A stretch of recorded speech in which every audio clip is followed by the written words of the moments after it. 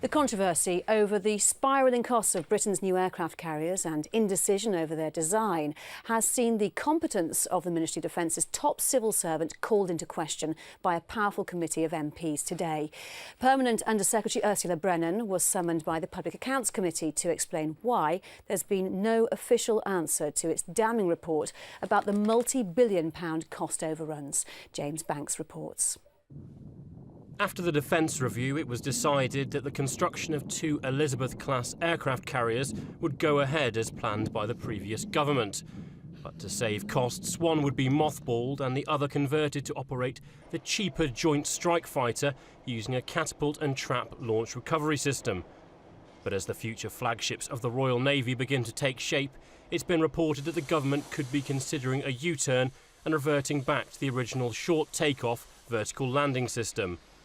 In Westminster today, Permanent Under Secretary Ursula Brennan was once again summoned by the Public Accounts Committee to explain why no decision had been made as to the future of the project. We were told you would report back to us by the end of April, which is now, and you haven't done.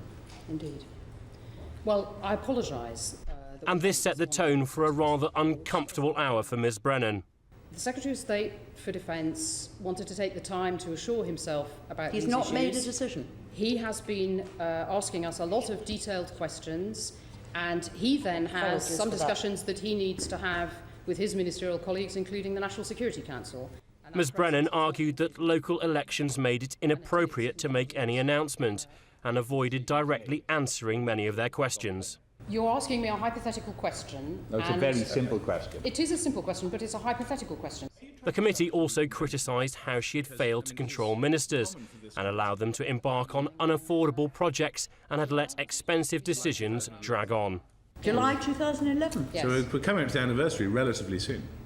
Are you expecting to finish it before you get 12 months in? I am expecting us to complete it before. I mean, that of itself is it's an outrageous, from our point of view, you know, again, in ensuring both value for money, it sends, particularly given the deficit you've got, the 38 billion, whatever it is, it's absolutely outrageous. All of which left the committee frustrated and concerned as to the future of the project.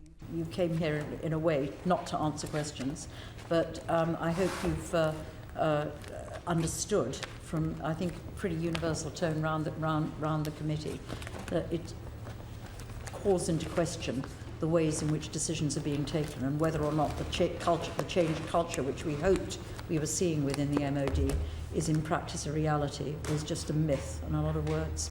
Ms Brennan insisted that ministers are determined to get it right when it comes to deciding the future of the carriers.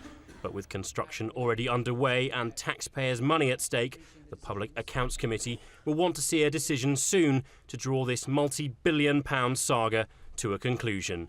James Banks, Forces News.